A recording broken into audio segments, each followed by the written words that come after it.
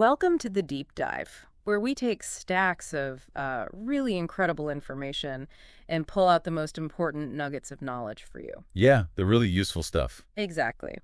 Today, we're embarking on, well, kind of a personal journey, but it's universally powerful. How to talk about yourself in English. Yeah. Naturally, confidently, and, in a way that genuinely connects, makes you interesting. Right. We've got some fantastic sources that offer like a real shortcut Yeah. to make those everyday chats not just easy, but really engaging, memorable. Yeah. Memorable. Our mission for this deep dive, equip you to tell your own unique story in a way that really, really resonates. And that's, I think, what makes this so compelling. It's about transforming those stiff, memorized phrases we sometimes fall back on, We all do it. right, into authentic, connecting conversations. And what's really fascinating looking at our sources is that talking about yourself isn't just vocabulary lists or grammar points. It's about expressing who you are, your identity, building real connections, elevating that empathy in the listener. It's being interesting not just through what you say, but really how you say it. Okay, so let's start crafting that authentic English self-portrait. Starting with the basics, right? The introduction. Yeah. We all know my name is, or I'm from, but the sources show how to make even these simple things sound, well, genuinely natural, clear, like shifting from the more formal, my name is Maria, to just, I'm Maria. That seems small, right? Tiny, but it makes difference. But the impact is, immediate, more casual. Indeed. And what's fascinating there is how those little phrasing tweaks instantly add depth. Mostly because you're kind of mirroring how native speakers often talk, casually. Right, it puts people at ease. Exactly. And our research suggests that when you personalize your name, like saying, I'm Maria, but my friends call me Masha. Or at work, I go by Maria, but my family calls me Masha. You're not just sharing a nickname there. No. You're subtly giving a peek into your different social circles, your relationships. And that tiny detail, it sparks curiosity. It invites the listener into your world, like right away. That really shows how a small change opens things up. It makes me think, how does this adding context idea work for other intro bits, like where you're from? Good question. Instead of just, I'm from Ukraine, our sources suggest expanding it. Something like, I'm originally from Ukraine, but I live in Poland now. See, that originally from, it's powerful. Yeah. How so? It anchors your roots, hints at where life started, even if you've moved. And then, to make it even richer, you can add vivid detail. Like, I grew up in a small town near Kyiv. Ah, okay, so it's not just a place. Exactly. It's a backdrop for your early life. A little invitation for the listener to imagine your past. Makes it much more interesting. Absolutely. And the same idea works for talking about what you do, right? It does. Our sources point out some distinct nuances here that, again, make a real difference. Okay. Well, I'm a student. It's perfectly fine. Saying I work as a designer gives more specifics, more professionalism. Like I work as a marketing assistant. Right. Specific. But here's where it gets interesting, I think. Saying I'm studying to become a nurse. Ah, forward-looking. Exactly. It Yeah. shares your goals, your aspirations. Maybe I'm studying to become a teacher. It tells the listener about your direction, maybe your passion, where you're headed, not just your current status. That makes sense. And what about where you live now? Right. Using currently is super helpful. I currently live in Warsaw, but I'm planning to move to Berlin next year. That little word, currently, signals it's now, but maybe temporary. Invites questions. Totally. Shows your dynamic, things are happening. It's really clear how these, subtle shifts make a huge difference. But what happens when you start layering these, putting them together to tell a richer story? Yeah, the combined effect. Our sources give a great example. Hi, I'm Maria. I'm originally from Ukraine, but I currently live in Warsaw. I work as a freelance designer, and I love meeting people from around the world. Boom. In just a few sentences. Name, background, job, personality hint. But, okay, the deep dive doesn't stop there, right? The sources push us beyond just the basics, into your story. Deeper layers. You can start simply, but make it evocative. Like, I was born in Lviv, a beautiful city in western Ukraine. And this brings up a really important point about connection. Like, why do these seemingly small, specific details matter so much? Yeah, why? Well, our brains seem wired for stories, not just lists of facts. When you share something personal, like, I grew up in a neighborhood where kids played outside every evening until the streetlights came on. Oh. Or I was raised by my grandmother and every weekend we bake bread together. You're not just giving info. No, it feels different. You're firing up the listener's empathy, your memory centers. It creates this vivid picture, an emotional connection that makes you way more relatable and unforgettable, much more than just facts ever could. I love that insight. Tapping into our need for stories. It turns I was born in X into I was born in X and here's a memory from them. Exactly. Our sources also talk about discussing your education, your development, but focusing not just on what you did, but why. Precisely. Instead of a dry, I studied marketing. Right. You could say, at first, I wasn't really sure what I wanted to do. But during my second year of university, I discovered I loved marketing and communication. Showing the journey. Exactly. It shows growth, self-discovery, maybe purpose. These are compelling themes for anyone listening. And the sources stress using transition words to help the story flow, to show change, intention. Like what? Think at first, then. That's when I realized, or eventually I decided to, so maybe. Right. At first I thought I'd be a doctor, but after volunteering, I realized my passion was education. Eventually I started working with kids, and, well, I've been teaching ever since. That's a whole narrative arc, not just a list. Right, a story of change, of purpose. And finally, reflecting on how your background shaped you, that seems crucial too. Phrases like, growing up in a large family taught me how to listen and share, or moving abroad taught me how to be independent and flexible. Yes, that makes your story really meaningful. You're showing who you became because of your experiences, the lessons learned, skills gained. It's the difference between, like, a resume and a living, breathing person. It's the difference between just facts and painting a vibrant 3D portrait of yourself, making yourself interesting. Okay, so we've laid the groundwork, the origin story. How do we sprinkle in more of that everyday personality, make conversations even more engaging? Yeah, bring it to life now. Right. This is where it gets really interesting, I think. Once you have that life story foundation, it's time to put your personality in the spotlight. And the sources say one of the best ways is hobbies and interests. Definitely. Beyond just saying, I like, the sources point to using the feeling form, like I enjoy reading or I love cooking. Why is that important? Well, it's not just grammar. It's signals like continuous engagement, a present passion. It makes your hobbies feel active, part of your life now, not just a static fact. Active versus static. Okay. And what's fascinating here is these descriptions don't just list things.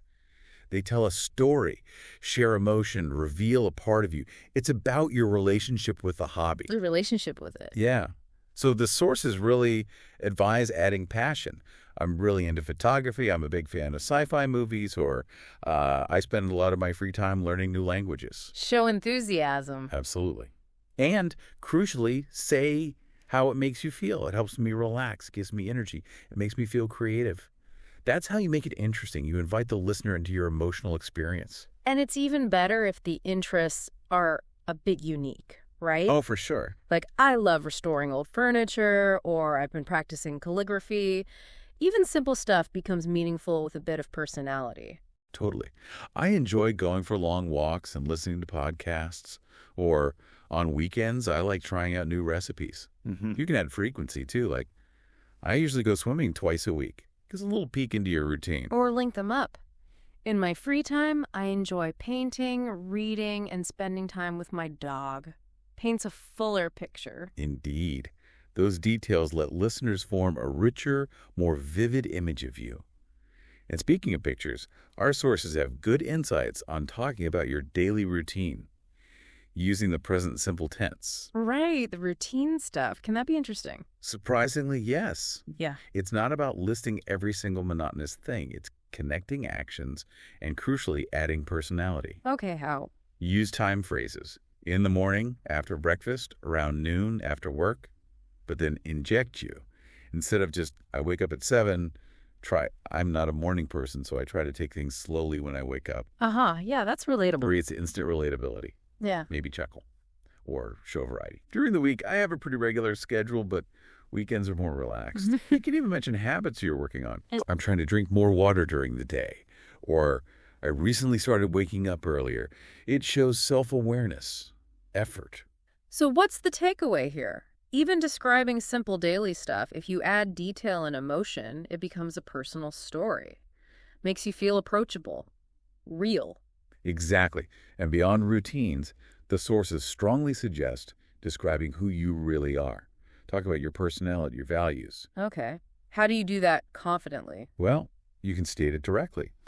I consider myself open-minded and curious. Or, to sound a bit more humble, maybe reflect how others see you. People say I'm reliable and easy to talk to, or my friends would describe me as a good listener. The key, though, is pairing adjectives with examples. Examples make it stick. Right. I'm quite shy at first, but once I get comfortable, I really open up. Or, I'm very determined. When I set a goal, I don't stop until I reach it. The example proves the point. Okay, that makes sense. What about values? That seems deeper. It is, and this raises a really important point about values, those invisible principles shaping your behavior, making you you. How do you express those naturally? Well, phrases like, family is very important to me, I believe in working hard and staying honest, or I really value kindness and respect. They open up your inner world. You can also use formats like, one thing I always try to do is treat people fairly. Or something I deeply believe in is that small actions can create big change. That feels quite profound. It can be. And it's incredibly powerful if you can connect those values to where they came from. My parents taught me to always be grateful and never take things for granted. Adds history, heritage to your character. Okay, so we've covered origins, personality, daily life, values. What about the future? Projecting who you're becoming. Yes, equally important as who you've been. Talking about goals, dreams, that lets you speak with real passion, gives your English voice direction, purpose. So not just, I want to be a nurse. Exactly. The sources urge, add in the why. I want to become a nurse and help people in need. Or, I want to be a writer because I've always loved stories and I want to inspire others. The because. That's where the passion is. Makes it infectious. Totally. If we connect this to the bigger picture, sharing these inner thoughts, it makes your English feel so much more real, relatable, reveals that emotional, aspirational side. Right. You can talk about where dreams started. Ever since I was a child, I've wanted to be a pilot. Differentiate long-term and short-term. One day I'd love to write a book versus this year I want to read at least 20 books. That contrast is useful. And even being honest about uncertainty is powerful. I'm still figuring things out, but I'm interested in. Or sharing fears, challenges. I'm excited about this project, but I know it won't be easy. That's real talk. Okay, and now for something maybe a bit lighter. Adding unexpected delights. Yes. This is where we add that extra layer of delight. Memorability. Our sources have a goldmine on fun facts and unique details. Fun facts, what kind of things? These are the unexpected quirks that make you stand out. Think about that moment when someone says, people are usually surprised to learn that I can play the accordion. Yeah, instantly curious. Or adding humor. A weird habit I have is that I always eat dessert before dinner when I'm home alone. These aren't formal, but that's why they're special. They're conversation starters, icebreakers. They inject fun. So they're like conversational hooks. Exactly.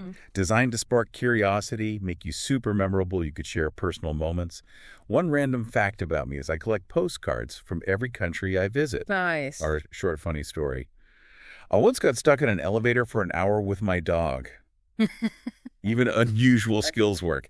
I can juggle 3 balls, or, I can recognize the sound of every coffee machine at my local cafe. Yeah. Okay. These details definitely break the routine of normal small talk. They invite genuine curiosity, make you stand out. The best way possible. Right. So this whole deep dive into expressing yourself, It wouldn't be complete without the absolute key ingredient, practice. The most important part. Our sources really hammer this home. Real fluency doesn't come from memorizing lists. No. It comes from using English consistently to express your actual thoughts, feelings, your unique stories. And what's truly fascinating here is how that consistent, deliberate practice transforms knowledge into genuine confidence, which brings up the question, what does effective practice look like? Yeah, what works? Well, the sources give great, actionable advice. First, start small, simple. Hi, I'm Anna. I'm from Ukraine, and I love reading books. Basic, but it's a start. Okay, Then, use tools. Mirroring yourself, watching your expressions, recording your voice, hearing your pronunciation. These help you spot things you might miss otherwise. Areas to improve. Good idea. What about interacting? Crucial. Practice with a friend, a language partner. Get real feedback. Have that dynamic back and forth. And for nailing the sound, the flow. Our sources really champion the shadowing technique. Matching the rhythm, the intonation, the tone of native speakers you listen to. Shadowing. Okay. Then, once you're comfortable, the key to expand your answers. Slowly build complexity. Go from, I like reading, to, I like reading historical novels because they teach me about different cultures and I find it relaxing. Something like that. Exactly. Make a conscious effort to weave in new vocabulary regularly. Integrate it into your personal stories. And, importantly, practice in different situations. How so? Well, tailor your self-introduction for a party versus, say, a social media bio or even a more formal interview. Being adaptable is powerful. Adapting your story. And remember, be patient, be positive, celebrate the small wins. Most importantly, make the practice personal. Make it real. Connect the words to your experiences. Yes. If you love football, talk about your team. Passionate about cooking, share your latest kitchen disaster or triumph. These authentic stories make your English unique, memorable. And final. Set a routine. Consistency. It builds confidence and fluency way faster than cramming. Make expressing yourself in English a natural, ongoing part of life. So what does this all mean for you, the listener? It means your English gets natural, confident because it's your story, told in your words, with your unique personality shining right through. This approach makes sure your deep dive into self-expression isn't just informative, but actually interesting. To you and to anyone listening. And at the end of the day, talking about yourself in English. Yeah. It's more than just a language skill, isn't it? Way more. It's a powerful way to share who you are with the world. It's your voice, your story, your connection to other people is how you make yourself not just understood, but truly unforgettable. So as you step away from this deep dive, here's a thought to mull over. How will you use these tools this week to reveal a new side of yourself in English? Yeah, what's one thing you'll try? What small, unique detail or maybe a personal value will you share to make your next conversation not just functional, but genuinely memorable? Keep practicing, keep speaking. And keep diving deep. Exactly. Keep diving deep into this fascinating world of communication.